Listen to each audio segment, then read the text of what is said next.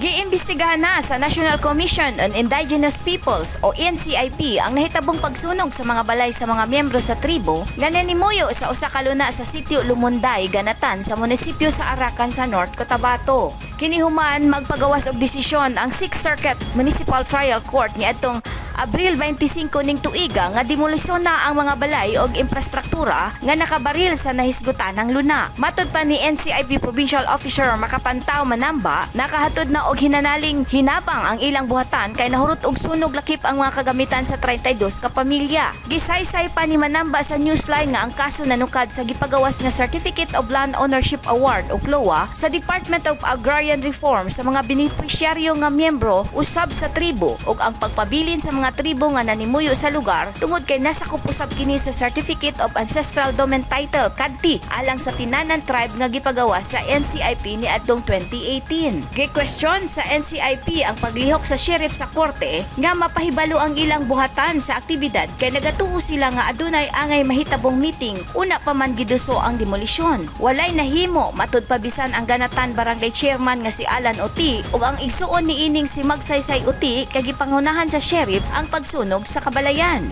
Una nang nagpasaka og motion for reconsideration ang kapitan ug ang igsuon niini inabagan sa kadto tribal leader Lipatuan Marlon Suhat apan napildi kini og nagpagawas og mando ang korte nga i-demolish ang mga kabalayan. Dili kuno kini ang unang hugayon nga adunay nakitang konflikto tali sa gipagula nga klowa og kadti sa rihon og naputos na silang pangutana kalabot sa gihimong mga desisyon sa ahensya nga nagapagawas og titulo. Andam ang LGU moabaga sa mga materyales nga pagagamiton sa itukod nga mga kabalayan sa 32 ka pamilya nga gipapahawa sa ilang lugar ug nakaglamboy gitna ang LGU sa barangay government nga mangita og luna alang sa proyekto.